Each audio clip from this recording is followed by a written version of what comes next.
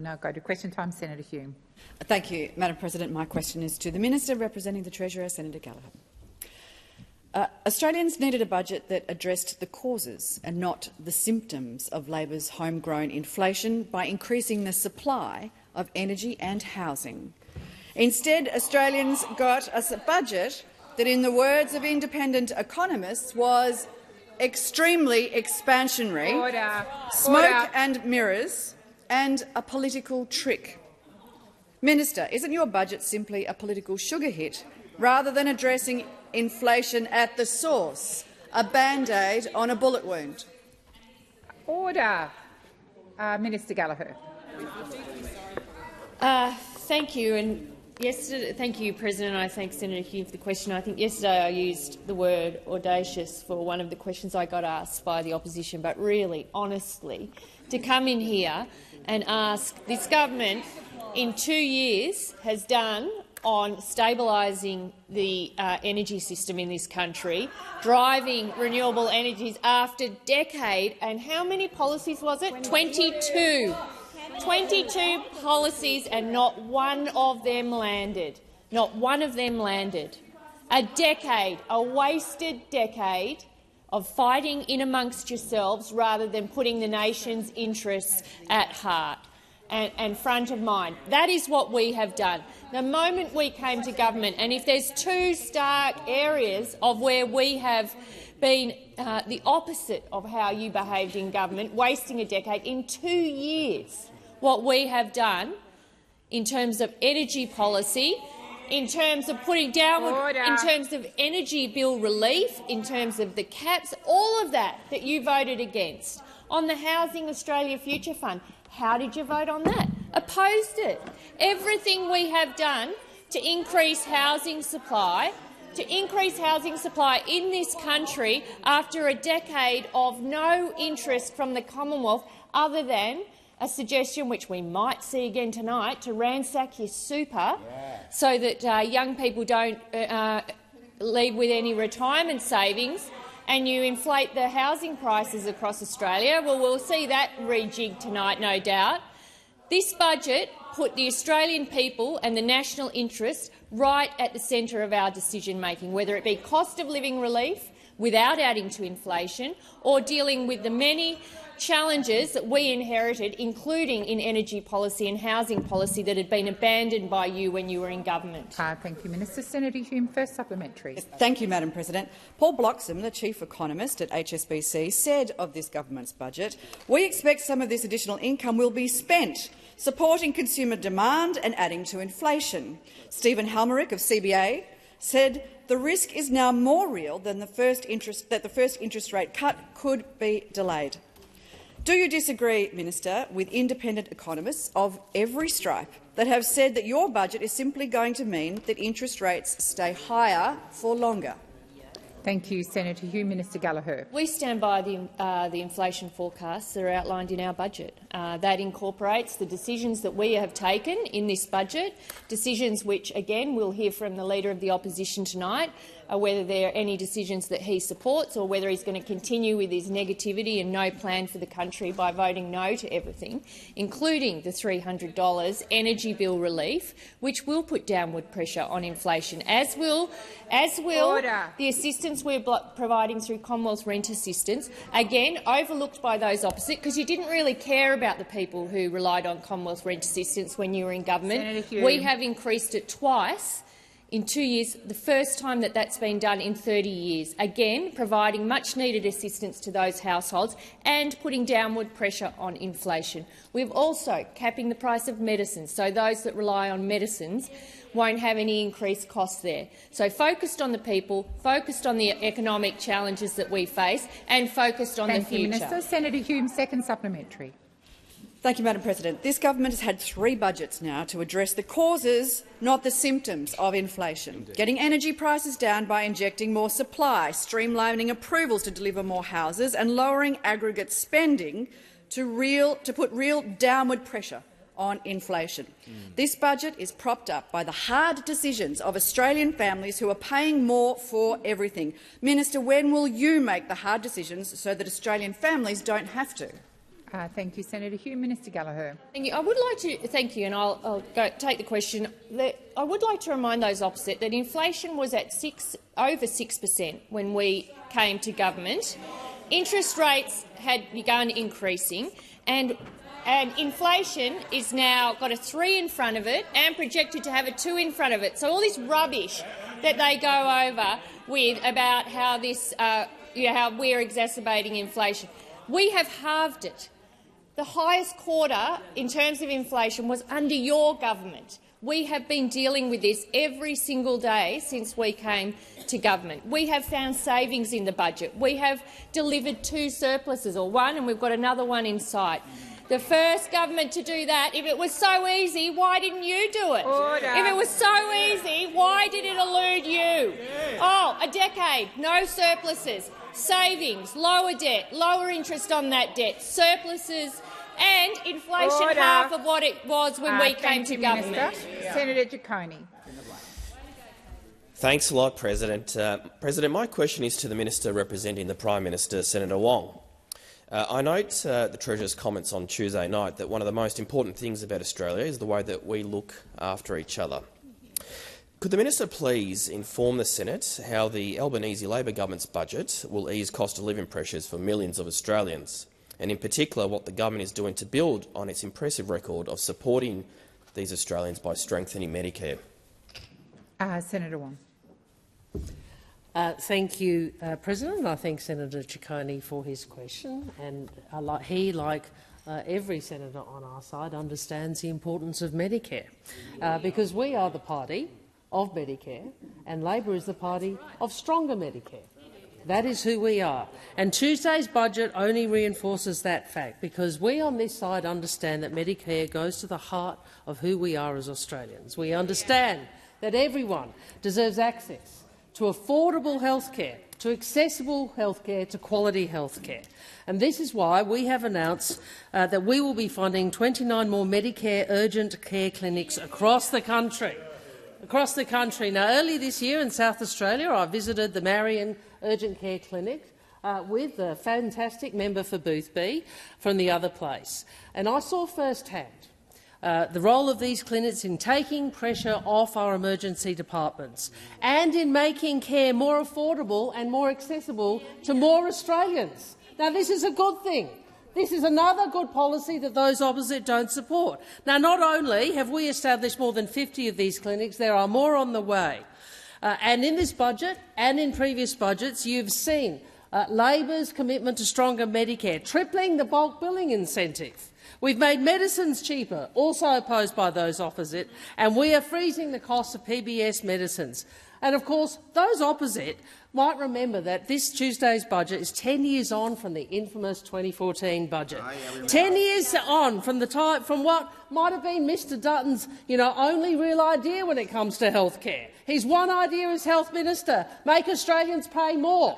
Make Australians pay more. Tax medicines, tax patients going to hospitals, and impose a GP tax. That's what Mr Dutton really thinks about Medicare. No surprises that this bloke was voted by Australia's doctors as the worst health minister in a decade. Has expired. Senator Ciccone, first supplementary. Thank you very much, President, and thank you, Minister. Along with health costs, people in my home state of Victoria tell me that energy prices are a major driver of the cost of living pressures that they are currently facing. Can the Minister please update the Senate on the effect of the government's energy price relief that has had on inflation, how the 2024-25 budget adds to this relief? Minister Wong. Thank you, President. Well, from the 1st of July this year, everyone who has an electricity bill will receive an energy bill rebate under the Albanese Labor government. We're building on our 2022 energy bill relief by delivering all households a $300 credit to be automatically applied to their electricity bills. Over 10 million Australian households will benefit. I hear the complaint from those opposites. I hear them yet again not wanting to support cost of living relief for Australians. Again, not wanting to support cost of living relief for Australians. Well, they are true to form. They keep opposing it, just as they have always opposed higher wages for working people. You always make people want to make people work longer for less. Well, we actually want people to have good wages, and we also want to help people with cost of living relief, something those opposite have never been prepared to support in this place. Well, tonight we will see what they're really about. Senator Ciccone, second supplementary. Thank you again, Minister, and thank you, President. Noting the Albanese government's #1 priority is taking pressure off Australians, can the minister please explain how the government's responsible economic management is helping to do just that, while at the same time building a much more secure future for all Australians? Order. Minister Wong. Thank you, President. Well, the budget the Treasurer handed down on Tuesday night is a responsible budget. It's a budget that helps Australians under pressure today and invests in our future. We are projected to produce another surplus. We are continuing to fight inflation. We are continuing to help Australians with the cost of living, and we are investing in a future made in Australia to grasp the opportunities of the future. We will build more homes, and we will continue to support Medicare. What do we hear from those opposite? Well, they seem to think that no is a plan. No is not a plan. I hate to break it to you. Senator Cash. We've already heard them, including today, saying there's too much spending. Well, you know what? It's time to front up and to fess up. It's time to front up and to fess up. It's time for you to tell Australians what you're going to cut. What are you going to cut? What are you going to oppose? It's time for you to be upfront with Australians. Are you going to Thank you, Minister. The time for answering has expired. Senator Bragg. Thank you very much, President. My question is to the Minister representing the Treasurer, Senator Gallagher. Aspiring homeowners were the biggest losers in Tuesday night's budget. There is no support for first home buyers or any initiatives to address the drain on supply. Labor remains blind, to the impact of record levels of migration and booming construction costs, which are locking Australians out of the housing market.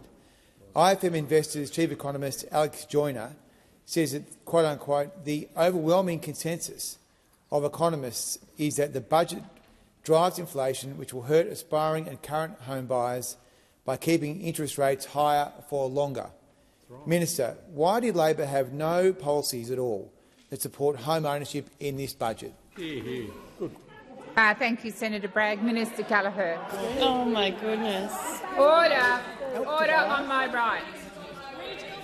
Order on my right. Minister. Thank you, President. I welcome the question. I thank Senator Bragg for giving me the opportunity to talk about Homes for Australia plan. It may have passed him by as he develops hand-in-hand with the Leader of the Opposition or a rehash of the super raid that he'd like to see young people forced to do to get into home ownership, which we expect that we will see tonight, a rehash of an old idea that will do nothing to enable younger Australians to get into home ownership. Because I can talk to you about all of the initiatives. Over the next 6 years, we will be investing in the order of around $32 billion in a range of programs, including programs that support people into home ownership, like the Help to Buy shared equity scheme, like the Regional Home Ownership Scheme, which I think has been so successful. But in addition to that, driving supply of new housing across the country, working with states and territories. So maybe Senator Bragg didn't see that we put more money in to get more homes built sooner, working with states and territories. I know it's something that those opposite never did in government. They always like to divide and have fights with the states and territories, but we find that it's much more productive for the Australian people if we are able to work with those that make decisions about planning to build more houses. There is no government in the history of the Federation that has done more and is doing more to drive housing supply in this country. We have our eye on this. This is a major challenge, one that we inherited after a decade of absolutely no action from those opposite, whether it be in supportive accommodation, whether it be accommodation for women, whether it be looking at ways to support the provision of rental accommodation, assistance through the Commonwealth Rent Assistance and more. The time for answering has expired. Order on my left. Senator Bragg. Minister, while ever more Australians sleep in tents and cars, the Labor government has continued the big lie that it will achieve its 1.2 Senator Bragg, million. you need to withdraw that. Okay, well, it will continue to. I withdraw. Continue the mistruth that it will achieve the 1.2 million home target by mid-2029. Why is the government ignoring its own Labor premiers, such as New South Wales Premier Minns, who have told them repeatedly that this target is totally unachievable under Labor's current policies? Thank you, Senator Bragg. Minister Gallagher. Thank you. And I will essentially start where I finished, around working with states and territories. We remain committed to our target for 1.2 million homes. We have the Housing Australia Future Fund, which is going to build 30,000 homes. Where the states and territories raise issues with us, we respond, and you've seen it in this budget. We've put more money in to get more homes built sooner. We've finalised the National Agreement on Social Housing and Homelessness. We're directing more money towards crisis and transitional accommodation, all issues that have been raised by the states and territories and dealt with in this budget. We are also dealing with the skills development to make sure that we are getting the workers into the jobs that we need in the construction workforce, including 20,000 new fee-free TAFE places. And so tonight, when the Leader of the Opposition stands up, he should outline his plan, and it should go beyond your rating, your superannuation. What are you going to do about jobs? How are you going to find the skills? And how are you going to deal with the challenges in the housing market? Senator Bragg, second supplementary. President, it's not only the Labor state premiers who agree that Labor's housing policy is a shambles. In fact, the National Housing Supply and Affordability Council, your own committee, recently reported that Labor's target will, to quote, not be achieved, end quote. Minister, when will the Labor government be honest about the housing crisis and the failure of your own policies? Thank you, Senator Bragg. Minister Gallagher. We are certainly very honest about the challenges in the housing market. I don't think anyone pretends there aren't. And we will also be honest about what we inherited when we came to government, which is absolutely zero attention to this for a long period of time, and states and territory leaders have told us that. They told us that the Commonwealth under your government did nothing, wasn't interested, didn't deal with them, didn't provide them any support in order to deal with this. We have more programs. We remain committed to that target. It is a challenge, but it's a challenge that we are going to have to meet, and we will work with the states and territories to meet it. Our programs that are rolling out now, the Minister for Housing is doing an incredible job. There are housing being opened almost every week across this country, thanks to some of the programs that the Commonwealth has supported, including we're helping more than 110,000 people into their own homes through the expanded Home Guarantee Scheme. Thank you, Minister. The time for answering has expired. Senator McKim. Thanks, President. My question is to the Minister representing the Treasurer, Senator Gallagher.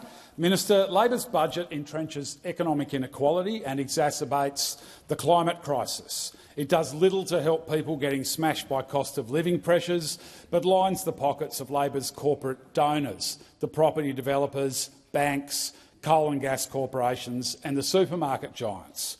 Why have you locked in obscene levels of expenditure on things like AUKUS, tax cuts for the rich and subsidies for burning fossil fuels, rather than raising the rate of job seeker and youth allowance, capping rents, wiping student debt or putting dental and mental health into Medicare?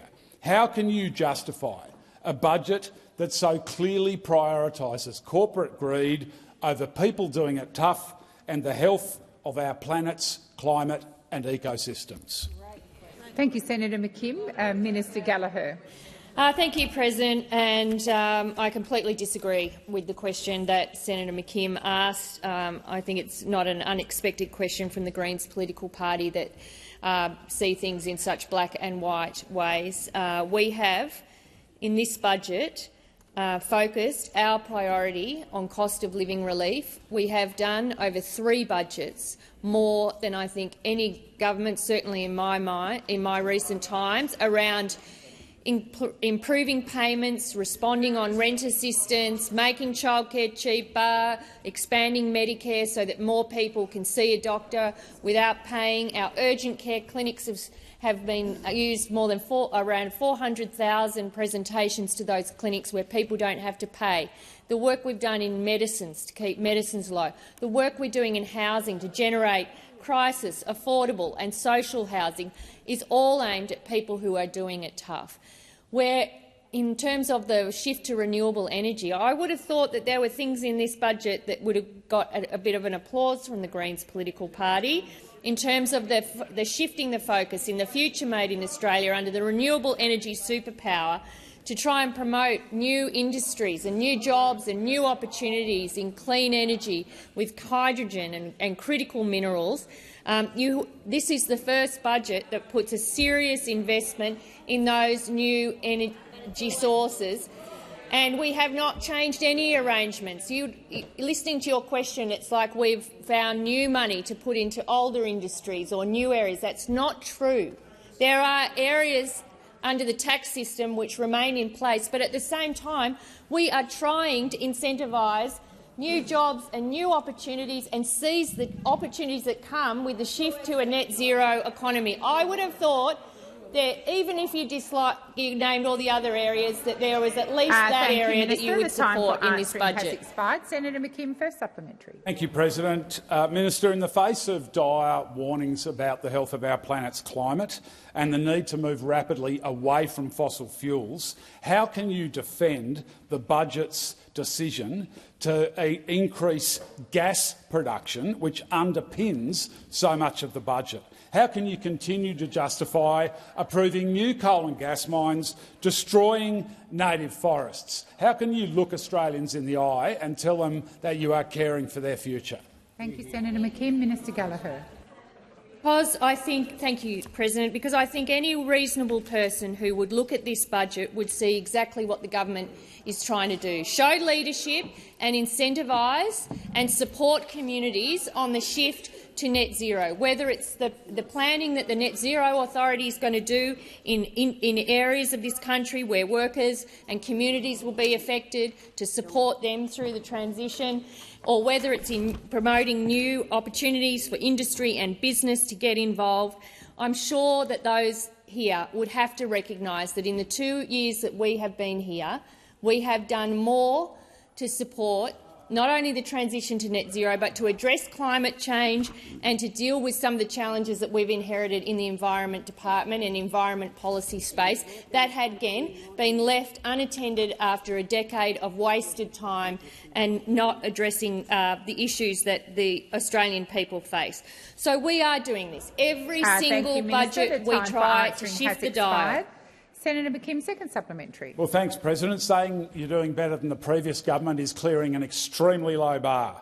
Minister, in the face of a cost of living crisis pushing Australians to the brink, why are you failing to tackle rampant profiteering and price gouging by corporations? Will you work with the Greens to make price gouging illegal, or introduce a corporate super profits tax to rein in profiteering and put downwards pressure on inflation? If not, why not? Order. Minister Gallagher. Thank you very much. Again, this is a question I think Senator McKim has asked me in various ways over the last 2 years, and my answer remains the same. We have outlined our plans in relation to tax reform. There's a number of those bills that currently sit before the Senate. That is our focus. Of course, the main priority was to get the tax cut legislation, so every Australian getting a tax cut on July the 1st this year. That has been our focus. It remains our focus with the bills that are before the parliament. In relation to some of the work that's been happening on the supermarket front, which I think is the other part of Senator McKim's question, there is a number of pieces of work underway, including the work that the Consumer Group Choice is doing around providing transparency and comparison reports on a quarterly basis for the next 3 years. There's the work that Dr Craig Emerson has done. There's the work that the ACCC is doing, and the Senate is doing as well. Time for answering has expired. Senator Sterle. Katie Gumpy. Thank you, President. My question is to the Minister representing the Treasurer, Senator Gallagher. The Treasurer has said that this is a budget designed to help people while also setting Australians up for the future. We've just heard from Minister Wong earlier about the important cost of living measures contained in the budget. Can you update the Senate on how the Albanese Labor government is setting Australians up for the future? And Minister, how will the government's Future Made in Australia policy gear up the Australian economy to grow into the future? Thank you, Senator Sterle. Minister Gallagher. Thank you, President. I thank Senator Sterle for the question and acknowledge that WA has some real opportunities under the Future Made in Australia policy, and I know that people in Western Australia will be looking closely at the plans that the government has outlined in the budget. The Albanese government believes in planning for the future and creating opportunities for all Australians to benefit from the huge economic and energy transformation that the world is currently undertaking. The government's Future Made in Australia package is all about encouraging and facilitating private sector investment required for Australia to succeed and become an indispensable part of that future global economy. A Future Made in Australia, as the Treasurer said yesterday, will maximise our geological, meteorological, geographical and geopolitical advantages, making more things here, creating secure, well-paid jobs and responding to the net zero transition that offers so many opportunities for all Australians. A Future Made in Australia will attract investment in renewable hydrogen, green metals, critical minerals, solar and batteries. It will make Australia a renewable energy superpower. It will strengthen economic resilience and security. It will back Australian innovation and science, and it will invest in people and places where this transition will take place. Our policy includes production tax credits for renewable hydrogen and processed critical minerals. It involves investment in Australia's renewable energy agency that's been so successful, despite those attempts to shut it down from those opposite. The Future Made in Australia Innovation Fund, the $1 billion solar sunshot and $500 million battery breakthrough initiative, the quantum computing investment and a range of other reforms that will accelerate approvals. We know that this country can be a renewable energy superpower. Solar, wind, green hydrogen and harnessing the cleaner and cheaper energy that can come from a power of new generation of manufacturing. Senator Sterle, first supplementary. Thank you, President, and thank you, Minister. Finally, Australia has a government thinking about the future. I am so rapt. As you've outlined, Future Made in Australia is a significant policy that responds to the great opportunities the energy transition presents. Can you please outline some of the ways Australians will benefit from a future made in Australia? Listen up. Oh, thank you, Senator Sterle. Minister Gallagher. President. Thanks, Senator Sterle, for the supplementary. Making more things here in Australia, which will mean creating more secure, well-paid jobs in our suburbs and regions, something that you've spent your working life on, Senator Sterle. We've committed investments over 5 years to support world-class skills, training and tertiary education, including financial support for apprentices, including accelerating the development of the clean energy workforce and making sure that women get an opportunity in that, including supporting the growth of the construction workforce. Our payments for the practical time that nurses, teachers and midwives and social work students spend doing prac placements. These are all about investments in the workforce of the future that underpin and form part of the Future Made in Australia. Through that plan, the Albanese government is investing a further $1.3 billion in our people and the places at the centre of this economic transformation. We want to support the transition of workers whose skills that we will need in the new industries. Thank you, Minister. Senator Sterle, second supplementary. Oh, yes. Thank you, President. I'm absolutely rapt. Thank you, Minister, and congratulations to yourself and the Treasurer for producing this important budget for all Australians. Can you please, Minister, outline the approach you took in putting this budget together, and why is it important that political leaders are upfront about their policies? Thank you, Senator Sterle. Minister Gallagher. Thank you, Senator Sterle. Thank you, President. Well, we knew and know that Australians are doing it tough, so that's why we had a cost of living focus in this budget. And we know also that the country faces the biggest economic transition in history, so we have to plan for that future. But what do we hear from those opposite? We hear them deriding the cost of living support. We hear them laughing at the Future Made in Australia. They're not coming up with plans about how to support workers or communities unless it's about where to place a nuclear reactor, of course, which we look forward to hearing from tonight. Where are all those nuclear reactors going to go? Whose electorate are those nuclear reactors going to go in? Well, the pressure is on.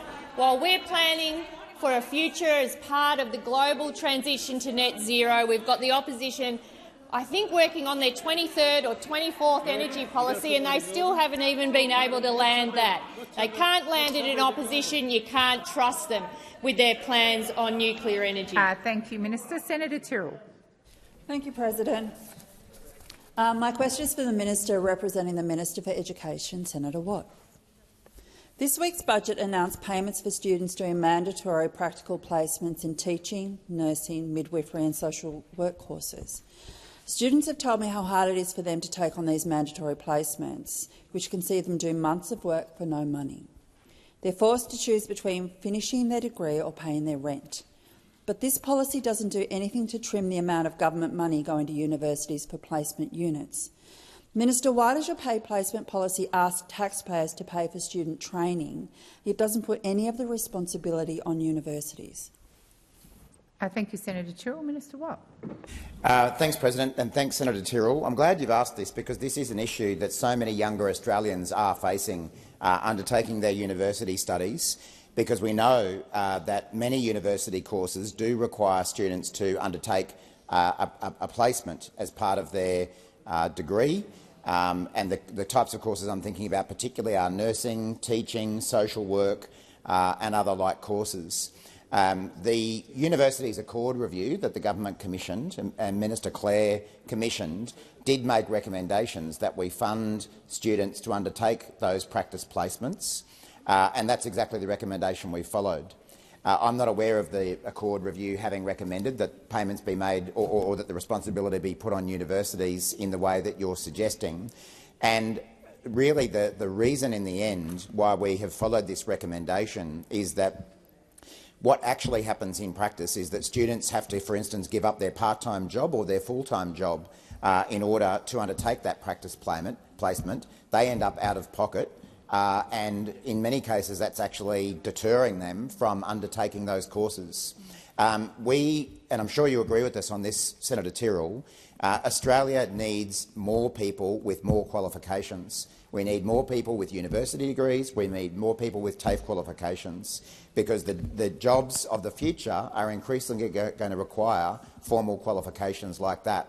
And we don't want to see a system go on that actually deters students from undertaking really important courses like nursing, teaching, social work, etc., because they simply can't afford to undertake that practical component. So I think this is a really great measure that's contained in this year's budget, and I commend Minister Clare for acting on that recommendation, and I'm very confident that it will encourage more of those students to pursue those careers into the future.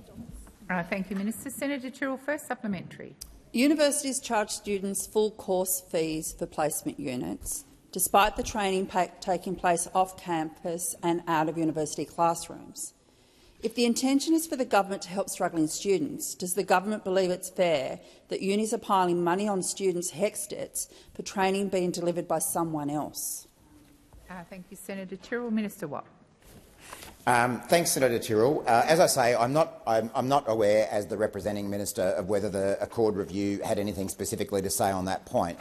But I would surmise that the reality is that while students do undertake that kind of practical training outside the university environment, it might be in a classroom, it might be in a hospital, it might be in another like environment, there is still a requirement on universities to supervise, not on a day-to-day basis, but to check in, to moderate the courses, to assess the students' performance. So there is still a requirement on universities to deliver some kind of service to the students and to the employer who's hosting that student in a practical environment. So I recognise the point you're making, but it's not without cost to universities. But of course, you would have seen in our announcements this week, we do expect universities to provide a high-quality education to students at an affordable price, and some of the measures that we've undertaken will help deliver that. Thank you, Minister. Senator Tyrrell, second supplementary. Practical placements are especially hard on rural and regional students. They often have additional travel and accommodation costs, and many of them won't get a cent under your paid placement policy. What does the government say to Tasmanian students who need to undertake a practical placement but aren't completing the 4 that you have put into this policy? Thank you, Senator Tyrrell. Minister Watt. Sorry, Senator Tyrrell, I didn't hear the last part of your question, but what I think you were talking about was the fact that rural and regional students obviously incur other fees beyond, in their living costs while they're undertaking that kind of training. And I guess that's exactly what this payment that will now come through the federal government. Minister Watt, please resume your seat. Senator Tyrrell. Redirect just a little, if I may. It was basically, what are you saying to the people in Tasmania, the students, that are not completing nursing, midwifery? Thank you, Senator Tyrrell. Minister Watt. Sorry, thanks for clarifying that, Senator Tyrrell. As I may have said in my answer to your primary question, the Universities Accord review did recommend that government should fund support for students undertaking nursing, care and teaching professions courses, and employers, public and private, should provide funding for other fields. So we do expect employers to be able to provide funding towards students who are undertaking other courses. But really, this comes back to the recommendations of the Universities Accord review. And as I understand it, the reason for their recommendation was that training to enter care and teaching professions needs thank you, Minister. The time for answering to be accessible. has expired. Senator Cash. Thank you. My question is to the Minister representing the Prime Minister, Senator Wong. Earlier today you voted to agree that the slogan "From the river to the sea, Palestine will be free" opposes Israel's right to exist, is a call for the abolition of the State of Israel and is frequently used by those who seek to intimidate Jewish Australians via acts of anti-Semitism. Tragically, this phrase is increasingly being used in Australia and elsewhere as part of an unprecedented wave of anti-Semitism. The Prime Minister has agreed that this is a very violent statement and that it doesn't have a place in our political debate. However, yesterday, Senator Payman, a Labor senator, proudly repeated this very phrase in front of assembled media. Has the Prime Minister now spoken with Senator Payman and about her use of the phrase and asked or demanded that she retract it? What apology and other action has he demanded of her? Thank you, Senator Cash. Minister Wong. Thank you, President. And I acknowledge the question from Senator Cash, and what I would say to her is she would have heard me say in my contribution on that motion, provide an answer to the topics that she is raising. And I appreciate, and the point I have made is that this is a government that does represent the community more completely than any government in Australia's history. It is a government that does represent, that does have members and senators from a wide range of faiths and perspectives and cultural heritages. I have Senator Ruston, order. Senator Thorpe, order. Senator Thorpe, order. What I also said in that contribution, and I think it is demonstrated by the interjections both by Senator Thorpe and Senator Ruston and Senator Cash, is that all of us in this place ought to be peacemakers. We ought to try and bring people together. We know. Order.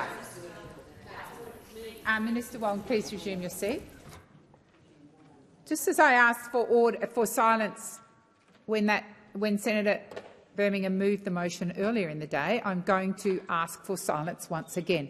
Senator Cash, you've asked your question. The minister is on her feet. There needs to be silence. Minister. Thank you. What I said earlier today, and I stand by it, all of us need to be peacemakers. We understand what has occurred and what is occurring from the abhorrent attack by Hamas, a terrorist organisation, to the humanitarian catastrophe that is occurring in Gaza and the loss of life. We mourn all lives, all innocent lives.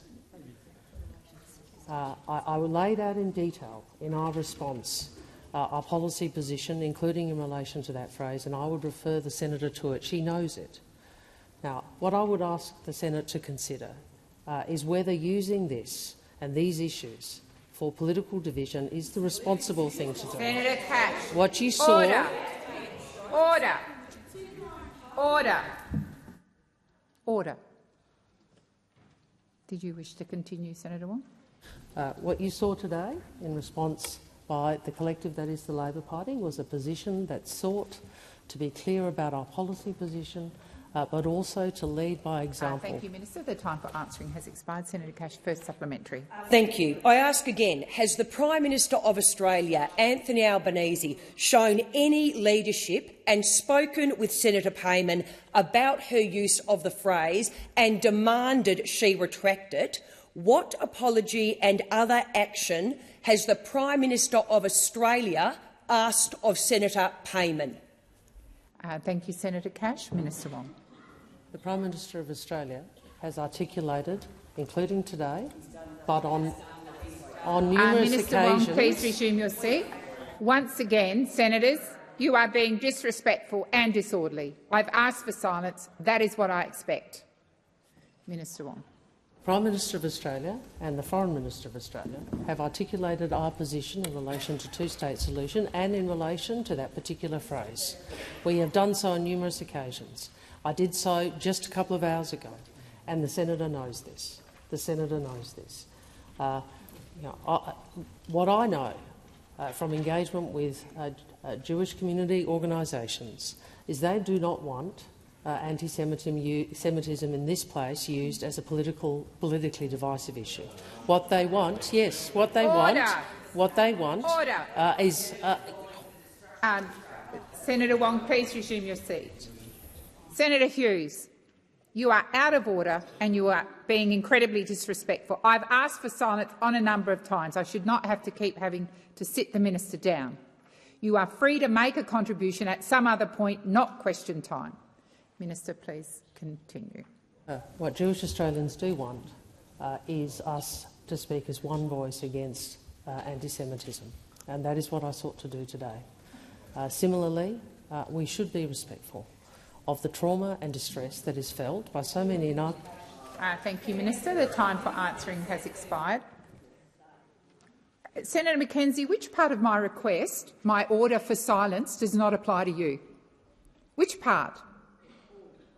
I should not have to keep drawing the chamber to order.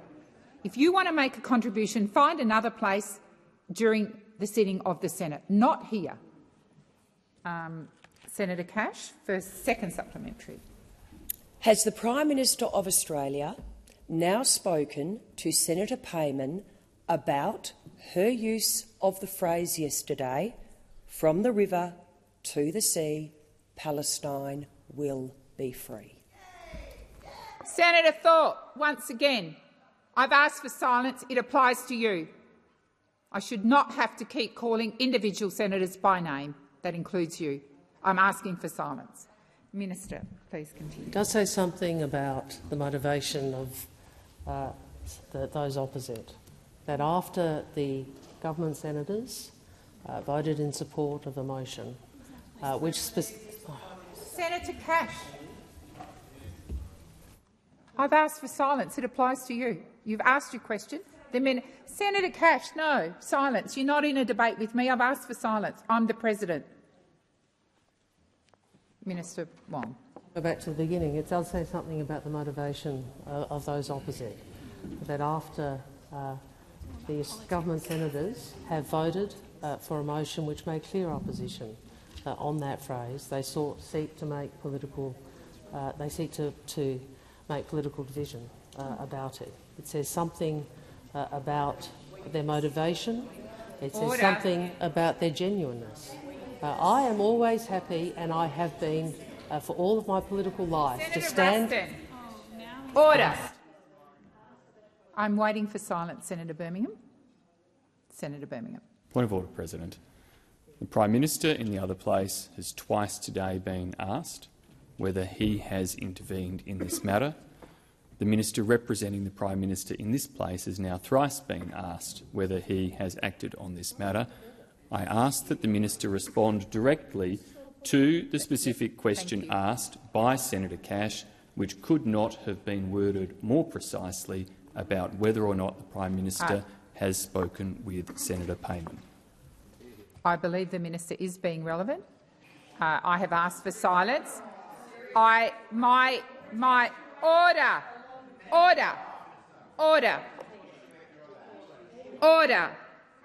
And Senator Cash, I do hope that comment was not directed to me. It is my job as the President and my authority, Senator Cash, be quiet, to demand order in this place.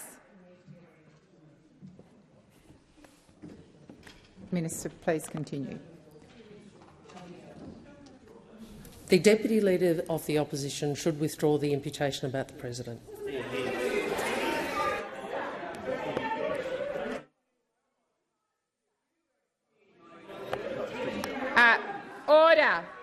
Order. Senator Cash and Senator McGrath.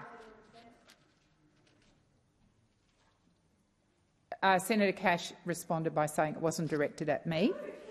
Senator Cash, you are not in a debate with me or Senator Watt. Senator Cash, no. No, Senator Cash. It's time for silence. It's time for silence. I'm going to ask the minister to finish her contribution, and I do want silence, and I want some respect. Minister. We know what the motivation is from those opposite. That they're not interested in the government. They're not. The government.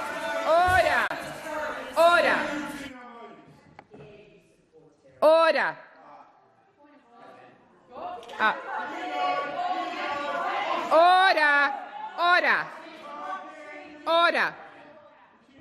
I have Senator what? I did, and I'm Senator. Please don't. I don't want it repeated. I'm simply going to ask Senator Hughes to withdraw that comment. Senator Hughes, I'm going to ask you once again to withdraw the comment without commentary. Thank you. Minister, please continue. We support security for Israel and we support the establishment of a Palestinian state. Thank you, Minister. The time for answering has expired. Senator Hanson-Young, are you on a point of your order? I'm on a point of order, President. There are rules in this place about treating people with respect, about having a safe workplace. And what I have just seen is intimidation, bullying and harassment to a high order. And if you're going to come into this place and do it, you should be called out and thrown out. Senator Hanson-Young, thank you very much. You are not on a point of order. I can assure you I was neither bullied nor intimidated. And the comments were withdrawn. Order. Senator Hanson-Young, please resume your seat.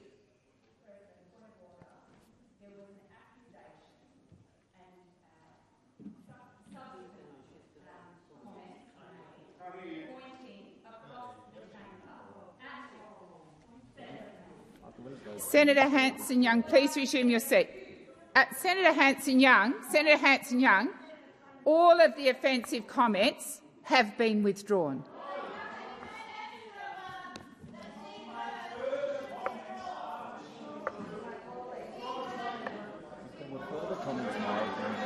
Okay.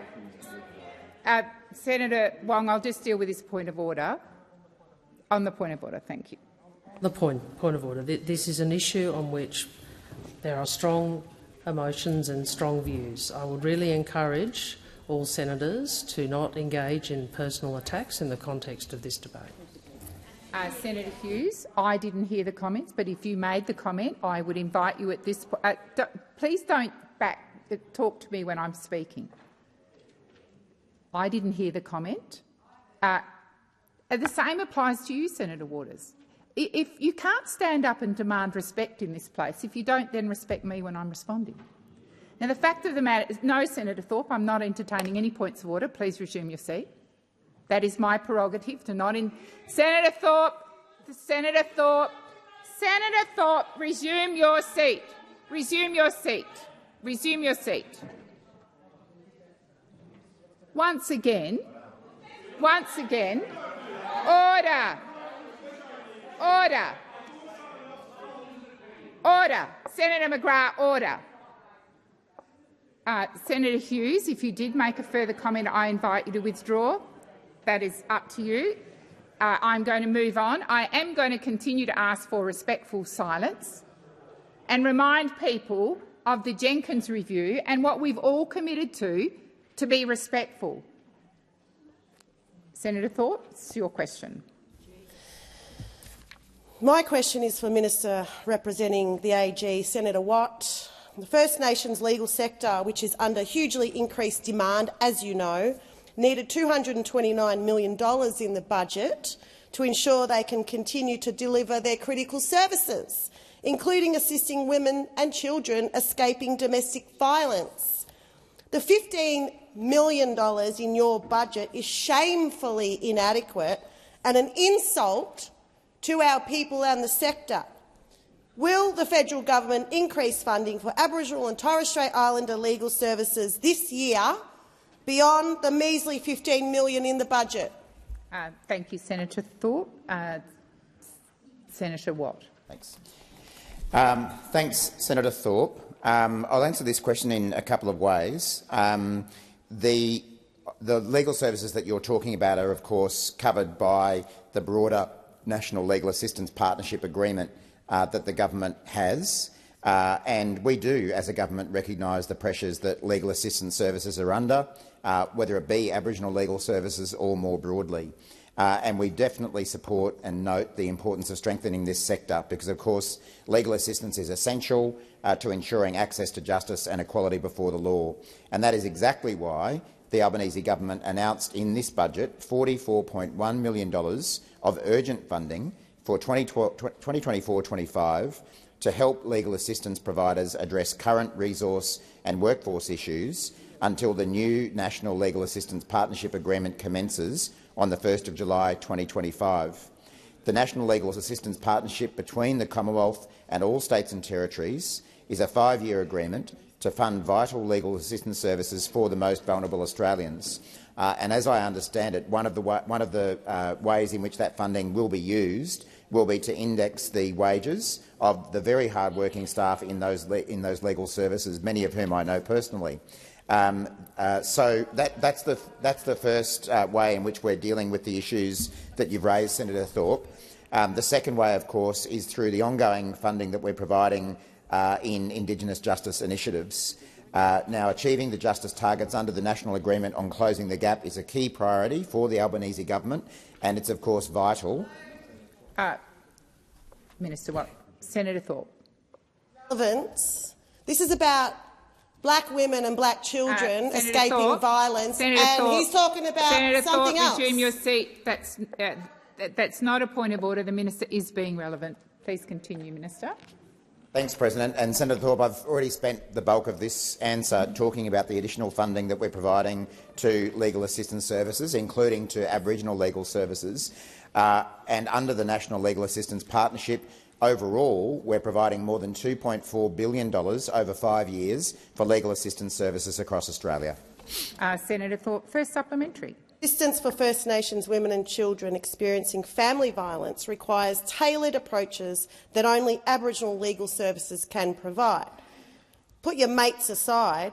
Why hasn't the government's response to the urgent crisis of gender-based violence included adequate funding for First Nations legal services that support our women and children? Thank you, Senator Thorpe. Minister Watt. Thanks, President. Well, as I say, the government has, through this year's budget, provided additional immediate crisis funding to help the legal assistance services that perform that incredibly important work of assisting First Nations women, among others, who are escaping domestic and family violence. So, as I say, in this budget we've committed $44.1 million in immediate crisis funding to help legal assistance services address current resource and workforce issues while we're negotiating the final agreement. Please resume your seat. Senator Thorpe. Order. Relevance. The minister is being relevant to your question. Thank you, Senator Thorpe. Please resume your seat. Thank you, Senator Thorpe. Minister Watt. Thanks, President. And as I was saying, that funding that we provided in the budget last night this week will flow to legal aid commissions, community legal centres including women's legal centres, Aboriginal and Torres Strait Islander legal services and family and violence prevention legal services. So that's exactly the kind of services that you're asking about, Senator Thorpe. And that funding includes $16.9 million to provide an indexation boost to legal aid commissions, community legal centres and Aboriginal Torres Strait Islander legal services for the last year of the Legal Assistance Partnership, in addition to $27.2 million for crisis funding. Has expired. Senator Thorpe, second supplementary. So, Senator, what do you say to the black women watching right now, particularly those from Family Violence Prevention Legal Services, listening, Minister or Senator, whatever you are, who is— Senator Thorpe, Senator Thorpe, you can either address the senator— He's not listening. Senator Thorpe, please I'm not repeating myself and then calling point of order. You are not in a debate with me. You can address Senator Watt as either Senator Watt or Minister. You asked the question. I've responded. Please continue. You say to the First Nations women watching right now who are being denied access through the door for justice to leave the violence right now. What do you say to them? Minister Watt. Thank you, Senator Thorpe. Well, what I say to those women is that the Albanese government is providing the funding that those legal services need to provide the vital work to protect them from domestic and family violence. Senator Thorpe. Minister Watt, please resume your seat. Senator Thorpe, you are out of order. I've asked you to listen respectfully. The minister is responding. The minister, Senator Thorpe. Minister Watt, please continue. Thanks, President. So, Senator Thorpe, as I say, the $44 million, and I know Senator Thorpe seems to be on the way out of the chamber, but Minister, please withdraw that. We don't. Okay, withdraw. The funding that we're providing includes $16.9 million to provide an indexation boost to community legal centres. Please resume your seats. Are you on a point of order, Senator Thorpe? Senator Thorpe, it doesn't need a response. If you're not on a point of order, please sit down, or if you are leaving the chamber, that's fine. Minister Watt, please continue. Oh, you're done. Okay. Senator Pratt. Oh, Senator Ghosh, sorry. My bad. Thank you, President. My question is to the Minister representing the Minister for Employment and Workplace Relations, Senator Watt. The Prime Minister has said that helping Australians with the cost of living relief is its #1 priority. I note that Tuesday's budget included tax cuts for every Australian taxpayer, provided new energy relief, invested in affordable housing, delivered cuts to student debt, strengthened Medicare and delivered cheaper medicines to Australians. How does the Albanese Labor government's budget help Australians to earn more and keep more of what they earn, and why is it important that Australians receive the cost of living support that was outlined in the budget? Thank you, Senator Ghosh. Minister Watt. Thanks to you, Senator Ghosh, for arguably the best question of the week, I think. There's been some other good questions. That's an absolute cracker. This budget is responsible and restrained, which eases cost of living pressures, puts downward pressure on inflation and invests in a future made in Australia. And tonight, of course, it is the opposition's turn to set out their plan for Australia. Now, we've seen a lot of no's from Mr Dutton and the opposition, but Australians now want to know what he will say yes to, because we know what the Albanese government is for. We're for more cost of living help, including energy bill relief for every household and a tax cut for every taxpayer. But where does Mr Dutton stand on that? Will he back that in tonight? Because it is really hard to know where Mr Dutton and the coalition stand on these issues, given the reaction of their colleagues over the last few days. So on a couple of days ago on 7:30, Mr Taylor, the Shadow Treasurer, was being asked, will he support the government's cost of living relief going to Australian households? Mr Taylor, sure. But the next morning on ABC News Radio, Mr Littleproud, the temporary leader of the National Party, was asked about energy price relief, and he said, no, I think it should have been means-tested. So we're yes one day and we're no the next. We're yes when we're a Liberal, we're no when we're a National. But it didn't just stop there. They're all over the shop when it comes to what we should do about spending. So on the 14th of May this week, on 7:30, Mr Taylor is asked about spending, and he says, most of all, we would have been showing restraint. and Senator Hume, the Shadow Finance Minister, backed him in the same day. And she says what we want to see in this budget is restoring a standard of living and taming inflation, fiscal restraint, bringing back that fiscal discipline. But unfortunately, Senator Hume couldn't even last 24 hours before contradicting herself, because the next day she's on the TV saying, well, everybody needs $300 off their power bill. In fact, we'd like to see more. So on Tuesday she's for less, on Wednesday she's for more. That's the kind of finance minister we get under the coalition. Thank you, Minister. Order. Order. Order. Senator Hume. Senator Hume. Senator Ghosh, first supplementary. Thank you, President. Low wages were an intentional design feature of the Liberal National Economic Plan when they were last in government. And Australian workers this week have welcomed continuing growth in real wages in Australia. Senator Cash, I'm struggling to hear the question. But we know that wage stagnation cannot be fixed overnight. Minister, can you tell us what we're doing for cost of living relief in this budget? Minister Watt. Senator Ghosh, and aren't they touchy about their record about being about low wages? Well, for starters, Senator Ghosh, under Prime Minister Anthony Albanese, all 13.6 million Australian taxpayers will get a tax cut. But we know that under Mr Dutton and the Liberals, they want to take those tax cuts away, because it wasn't that long ago that Senator Hume, as the Shadow Finance Minister, was saying about the tax cuts, we'll have to go back to the drawing board. Well, tonight's the night for the drawing board to come out of the closet. Tonight's the night. Under Labor, wages growth is up, helping Australians earn more and keep more of what they earn. Order. We know that Mr Dutton wants to strip back workers' rights and force Australians to work longer for less. Our cost of living plan has been widely endorsed, even on Radio 2GB, where Chris O'Keefe this week said, I reckon it's pretty good. I don't see what the issue is with giving every household $300 off their power bills. It's one of the great misnomers that the coalition are better economic managers. Imagine being Mr Dutton turning up for a weekly cuddle with Ray Hadley on 2GB and then his own announcers turn around and stab him in the back. Minister, order, order.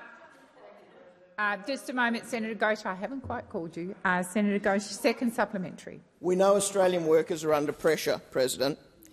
Minister, what are the barriers that stand in the way of Australians receiving much-needed cost of living relief under this budget? Order, Senator McGrath. Order. Order. Minister, both sides. Order. Minister Watt. Well, Senator Ghosh, I actually am surprised you had to ask that question, because those barriers are sitting right in front of you. Right over there, from about there right through to about there. That's where all the barriers are for the cost of living question. Our plan to combat the cost of living is putting downward pressure on inflation and helping working Australians right now. I've spent the last few months, and I know many of my colleagues, including Senator Ghosh, have been going around the country, meeting with workers, with farmers, with business owners, and searching far and wide for one single idea of what Peter Dutton stands for. Mr Dutton, I've been in Armidale recently, in the electorate of Mr Joyce, where the mayor of the town in his own electorate is backing a number of renewable projects in the region. But could I find any hint of a plan from Mr Dutton? None whatsoever. Of course, last week I was in beef with every member of the National Party and a few of my own colleagues in Rockhampton, and I bumped into Mr Dutton in a brand-new check blazer from Mitchell Ogilvie in Brisbane, all $5,000 worth. But could I find any evidence of a plan? No. Tonight is the night. Tell us what your plan is. Thank you, Senator Watt. Senator Wong. Thank you, President. I ask that further questions be placed on notice.